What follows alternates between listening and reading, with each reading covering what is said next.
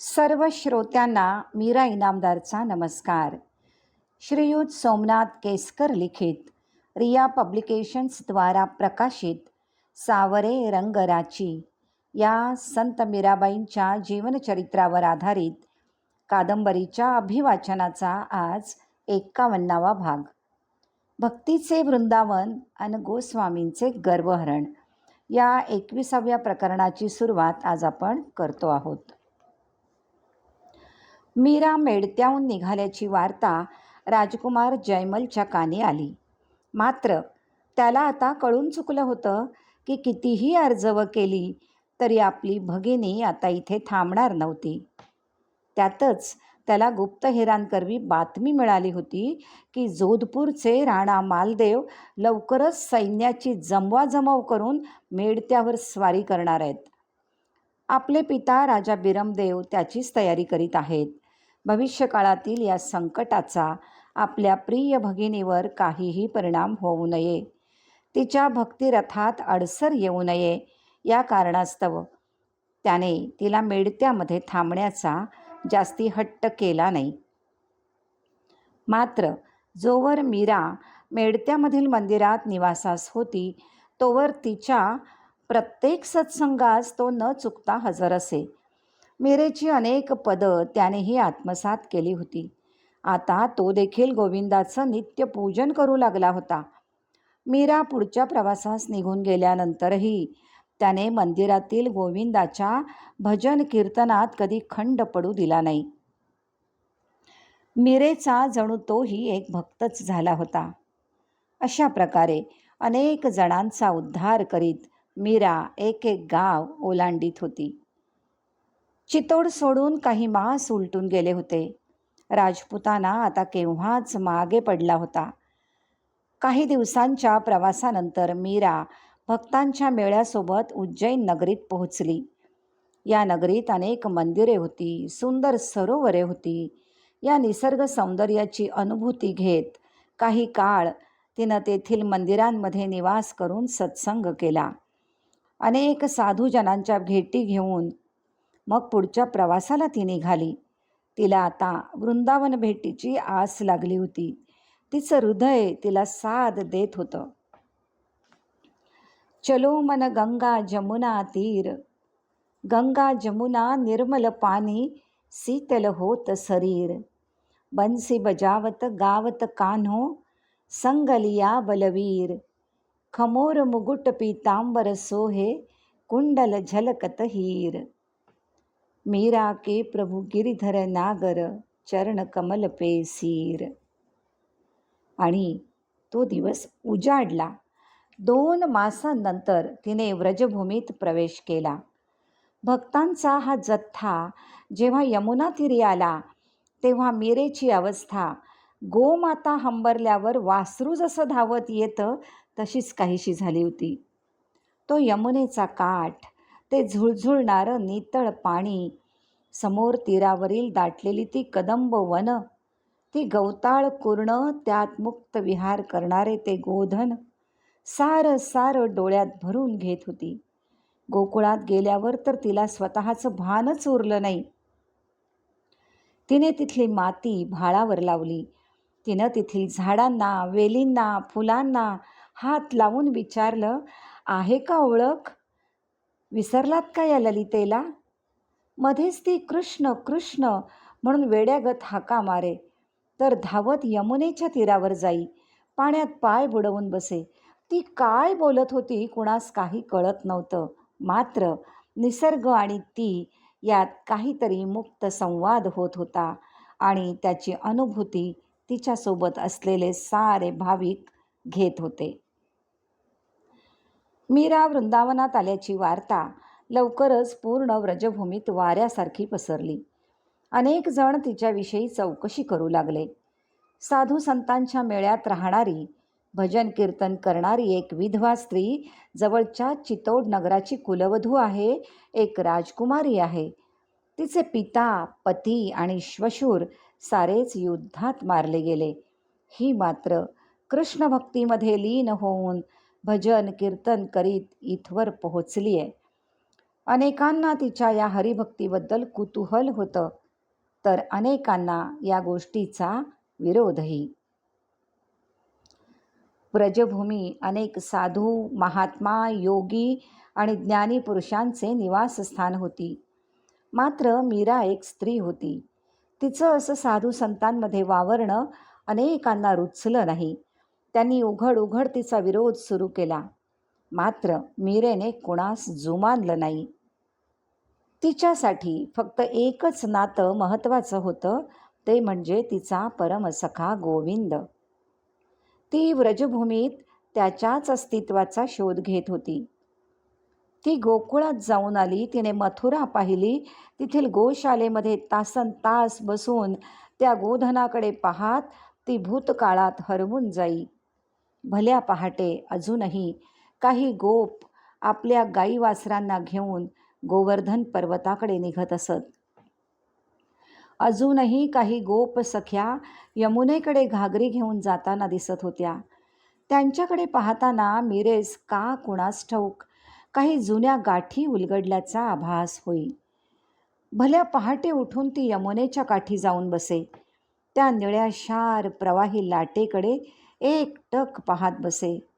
दूर कदंब वनातून तिला बासरीचे सूर ऐकू येत. मग ती आपली एकतारी उचले आणि झंकारू लागे. जवळून जाणारे वाटसरू तिच्याकडे पाहत निघून जात. ती मात्र काहीतरी शोधत होती. एक दिवस पहाटे यमुना तीरी एकतारीवर गात बसलेली असताना काही निर्गुणी साधू यमुनेवर आले. त्यांना पाहताच मीरेने चरण स्पर्श केला.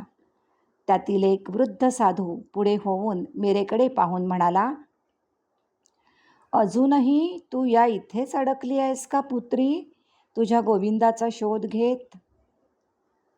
नाही महाराज, मला आता कळून चुकलेलं आहे की माझा गोविंद फक्त मूर्तीमध्ये नाही तर सर्व चराचरात भरलेला आहे. मग अजूनही या किनाऱ्यावर कसला शोध घेत घुटमळत आहेस?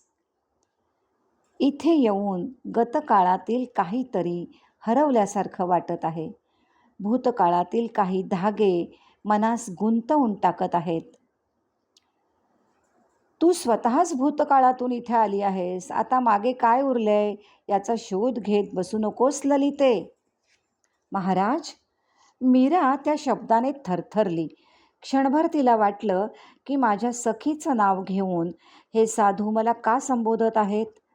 पण ते नाव हृदयात कुठेतरी खोलवर जाऊन रुतलं आणि गतकाळाचा ठाव घेऊ लागलं. ललिता, ललिता, तू वृंदावनात आहेस. त्या गोवर्धनाकडे पहा, म्हणजे सारं काही तुला आठवेल आणि चित्रवत तुझ्यासमोर ठाकेल. साधू समोरील गोवर्धनाकडे निर्देश करून म्हणाले. तसा तो दूरवर दिसणारा हिरवा शालू परिधान करून नटलेला गोवर्धन तिला अनेक युग भूतकाळात घेऊन गेला.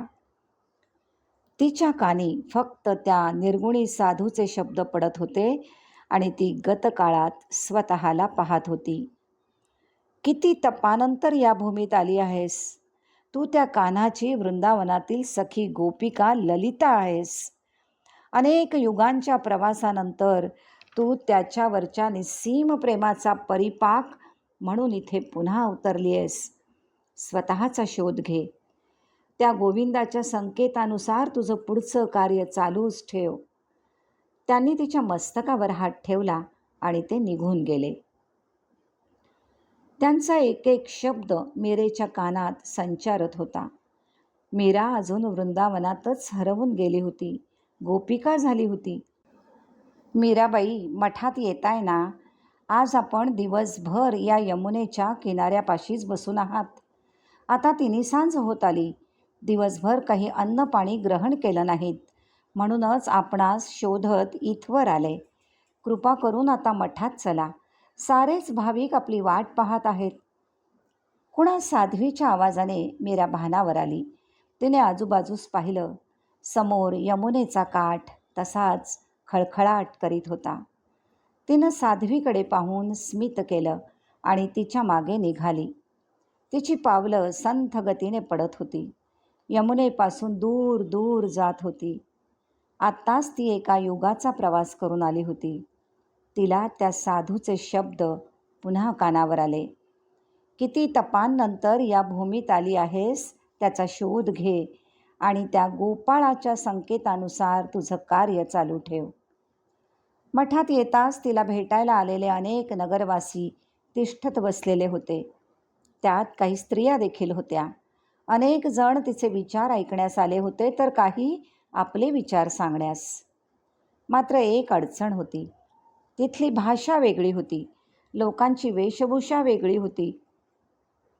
कधीकधी त्यांना मीरेच्या राजस्थानी भाषेतील पदांचा अर्थ लागत नसे. मग ते तिला त्याचे अर्थ त्यांच्या भाषेत विचारित असत. मीरेलाही ती भाषा नवीनच होती, त्यामुळे तिची मोठी पंचाईत होई. तिच्या मदतीला मग तेथील काही संत सज्जन धावून येत. प्रेमाला आणि संगीताला कुठलीही भाषा नसते. तिचा गोविंदही कुठल्याही प्रदेशात आणि भाषेत अडकून राहिला नव्हता. अनेक प्रांत, नगर, विविध भाषा ओलांडून त्याने अखंड भारतवर्ष जोडला होता. त्यामुळेच मीरेच्या स्वर्गीय सुरांचा आनंद व्रजभाषिकही घेऊ लागले. लवकरच मीरेने व्रजभाषा देखील आत्मसात केली. वृंदावनातील अनेक मंदिरात आणि मठात मीरेचं कीर्तन, प्रवचन सुरू झालं. मीरेच्या भजनाने सारे मंत्रमुग्ध होत होते. मीरेची कीर्तनातील पदं आता व्रजभाषेमध्ये असत. त्यामुळे अल्पावधीतच अनेक श्रोते तिच्या प्रवचनाला येऊ लागले. प्रवचनातून मीरा तिच्या रसाळ वाणीतून प्रेमाचे आणि हरिभक्तीचे सार सांगत असे. राम नाम रस पीजे मनुआ, राम नाम रस पीजे, तज कुसंग सत्संग बैठनित, हरिचारचा सुन लीजे, काम क्रोध मद लोभ मोह को, चित से बहाय दीजे, मीरा के प्रभु गिरिधर नागर, ताही के रंग में मीजे.